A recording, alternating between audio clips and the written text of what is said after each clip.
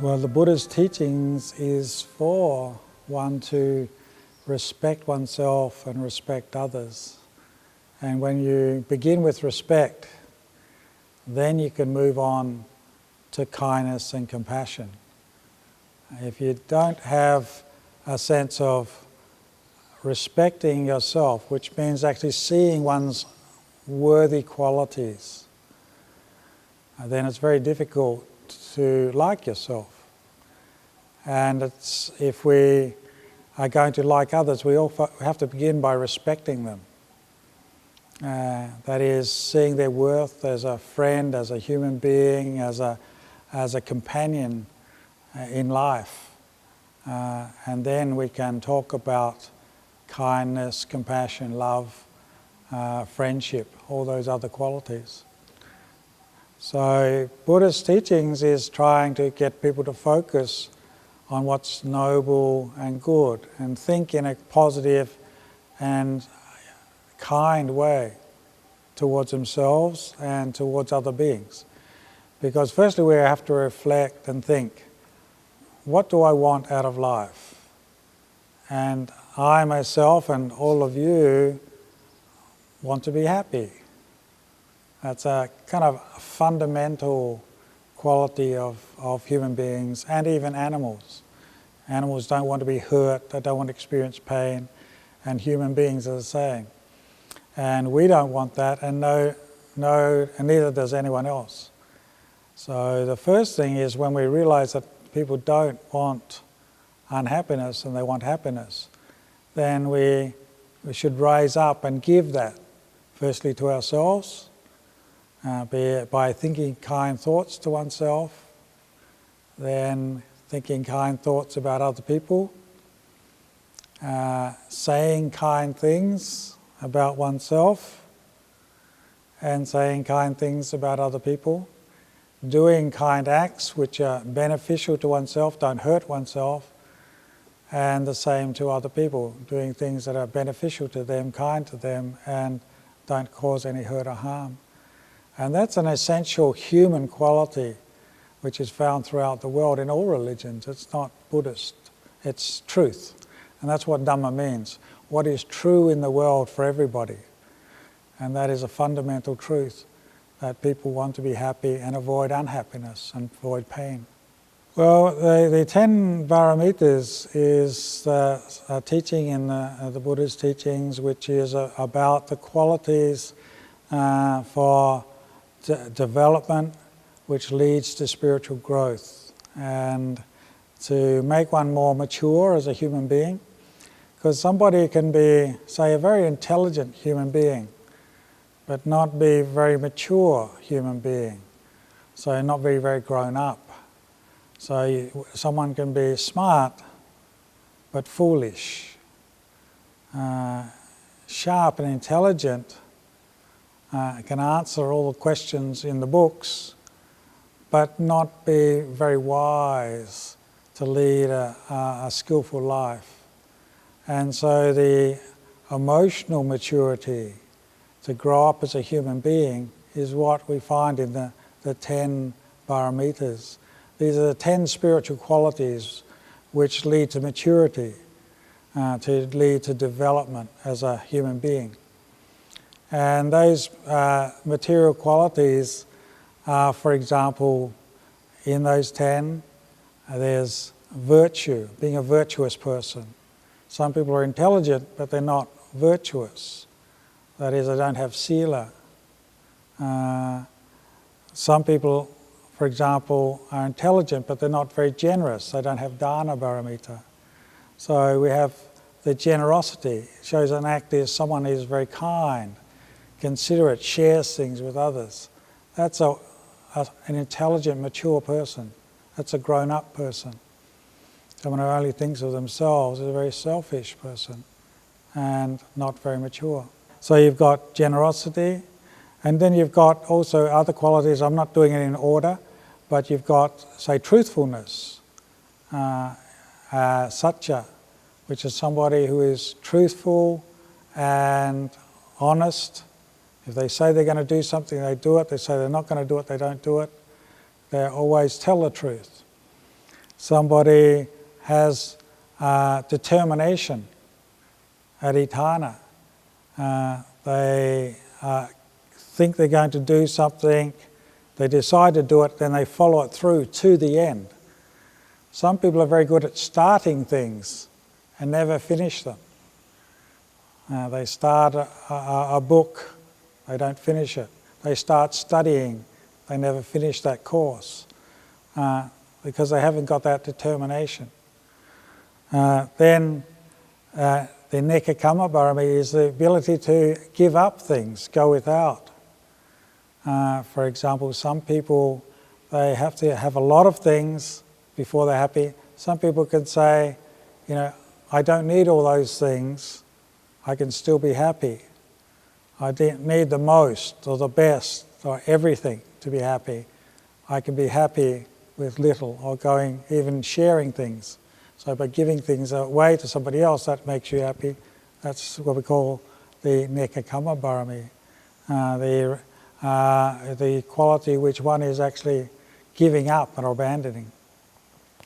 Then there's the barometer of energy, someone who is energetic, somebody who is not lazy, somebody who puts you through forth effort, physical and mental energy to get ahead and do well in life, to grow and mature. Then there's the adhitthana of patient endurance, having patience and endurance to go through difficulties, because no one likes difficulties in life. For example, when we're not well, we've got a headache or sick, then to be patient to wait for that to change. Or when we want to eat something now, we're hungry now, but to be patient enough to be able to wait till when it's cooked and when it's ready, or when it's time for us to eat. So those patience qualities, being patient, that's a very important one. Another important quality of the paramitas is equanimity, is to be balanced in sort of, when one's getting what one wants, then one doesn't get too excited, one doesn't get what one wants, one doesn't get too upset, depressed, being very even in temperament. And then wisdom paramita, that's actually a very important paramita to be wise and skillful, to do things which are going to bring you happiness and bring others happiness. That's not going to bring you pain and suffering and not bring other people pain and suffering. So those paramitas are very, very important. I'm not sure if I've covered all 10. I think I've got most of them. Metta, loving kindness, is the 10th of those paramitas, which we'll go on to speak to about now. Metta is one of the paramitas which is very, very important, because it is the quality of not getting upset and dwelling in anger, frustration, negativity, fault-finding, sense of frustration of not getting what you want. It's the opposite. It's a sense of goodwill, positive thinking, kindness, friendship, warmth, a sense of wanting to bring happiness to yourself and to others. So, for example, somebody who is kind thinks good thoughts about themselves. May I be happy and may I be well. May other beings be happy, may other beings be well. Whereas a negative person says, I'm not a good person, I'm hopeless, it's a waste of time, I'm depressed, I'm negative, life is very bad and everything's going wrong, miserable, and I hate everybody, and they shouldn't exist in the world, and I want to get rid of everybody, they're not doing what I want, and that's the fault-finding mind. It's the very opposite to the mind of friendship, kindness, and care and love. And the Buddha compared it to we all have mothers or who have been very kind in taking care of us, just as a mother would protect and even give up her life to look after us. So too, if we have kindness to others, then they'll be kind back to us. That's a very interesting thing. If we want to have friends and for other people to be friendly to us, we have to learn how to be friends and friendly to others. If we're not friendly to others, they won't be friends with us. It doesn't work that way. It works, what you give, you get back. Cause and effect, well, that's getting into a big area of the Buddha's teachings, and the Buddha said that everything is causally related. So nothing happens out of emptiness. Nothing happens without a primal cause. And the cause for certain things is arising because we have created a cause in the past. So this effect is arising because of a cause in the past. So when we know that we can change our lives by changing the effect right now, what effect am I having on everybody? So when we get back to the concept of kindness, if I think, okay, I will say a kind word and then watch the effect it has on others. And what is the general effect? It's usually if you say kind things to others that, oh, how are you today? I really care for your well-being. You know, have you had enough to eat? Are you looked after? Then it brings up warmth and friendship back, reciprocates. But if I say a very harsh and cruel word and criticize somebody or negative to somebody, then that also has an effect. And what is the effect? The effect is negative. In the vast majority of cases, people don't like to hear being criticized, abused, to be found fault. And so when you observe that and see that you can have a big cause on people's lives, a big effect on people's lives by what you do. Yeah. And that you understand the idea of what we call karma.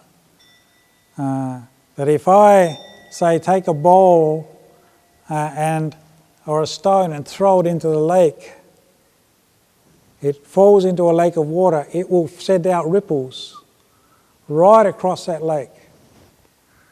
And they'll reach far and wide across that lake. That's the effect of throwing that ball or that stone into the lake. So too, what we do and say has a massive effect on the people around us. So trying to say kind words, good words, truthful words, has a very good effect on everyone around us. One of the things I would say is there's the teaching of kindness and loving kindness in the Buddha's teachings. He said it has 11 effects. 11 effects. Then the first effect is, the Buddha said, is you wake up, if you go to sleep, you sleep well. Yes, you have a good night's sleep. Secondly, you wake up refreshed. Your complexion, your skin is very clear. You don't have nightmares or evil dreams. A person who has nightmares usually has negativity and frustration in the mind. Animals love one. Human beings are friendly to one because you're thinking good thoughts about them. Devas and non-human beings are friendly to one.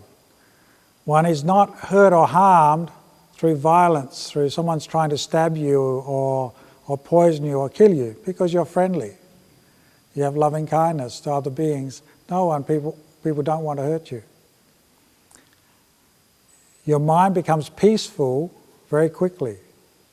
If the mind that becomes peaceful, it can develop to the jhanas, the deep states of concentration, so deep states of meditation.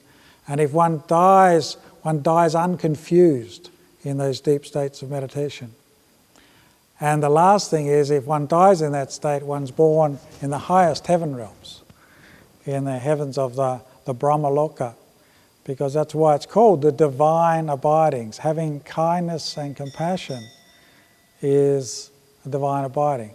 Now, loving kindness, metta, and compassion are two different qualities. And I'll explain them. One is, loving kindness is, metta is dwelling in goodwill to yourself and all other beings. And compassion is seeing and not wishing any other beings to have any suffering. So if you see beings that, say, are hungry, then you want them to be free of hunger. If you don't want any being to feel any pain or unhappiness. And loving kindness is to be friendly to them, to be warm to them, to help them out and care for them. Love and gratitude, they go together because gratitude is an expression of love.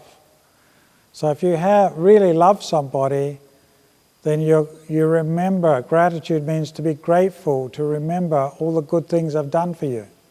So also they work together. When you start remembering, what, say, your mother and father have done for you, you think, oh yes, they have looked after me from the day I was born, they've fed me, nursed me, they've clothed me, sent me to school and educated me, taken care of all my needs and concerns. Then when we remember that, then it brings a sense of warmth and love and appreciation to our family, to our relatives, to our parents. And that sense of appreciation there leads to love. And also when we have love, then we tend to be grateful for the things that they've given us. So they're very closely related. A person who has no gratitude won't have very much love. And a person who doesn't have much love won't have any gratitude. But if we develop both those together, gratitude and appreciation for what our parents do, and it's easy to love them. Yes, compassion and kindness is the expression of it, isn't it? Because kindness is another word for love, really. It's very interesting. What is kind of love? And sometimes it's not a really well-defined word. So I look at all the synonyms of love. What are similar words? So it means to care. If I care for you, it means I care about your happiness. I want you to be well. I want you to be happy. I want to take care of your needs. If I am friendly to you, it means that I'm welcoming, open. I accept you for who you are. I'm not trying to change you and make you according to my likes. So that's those qualities of love has these things of caring, of kindness, of trust. Because people that we love, we trust. We'll spend time with them. We trust them to come close to us, to hold us. And that's an aspect of loving kindness. The qualities of the 10 Barometers, or 10 spiritual qualities that the Buddha talked about, are what we would talk about in English as EQ, or emotional quantum. Means to be emotionally mature and spiritually developed.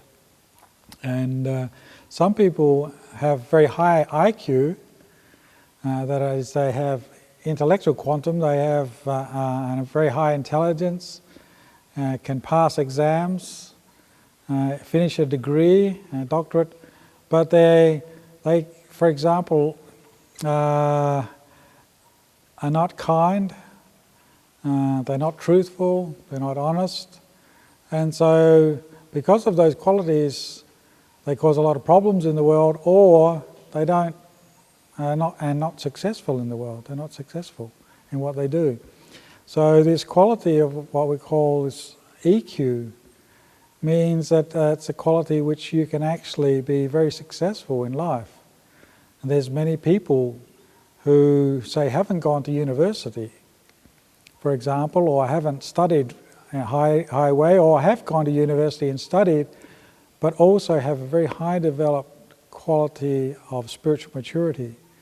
Those people are the people that usually are very, very successful and who get ahead because they say are kind, they're patient, they're persevering, they can overcome difficulties in life, they are truthful and have honesty and integrity in their business or work, and because of those good qualities, then people are attracted to them, they have that charisma and therefore can be successful in their life experience. So having emotional maturity is more important than intellectual skills and ability.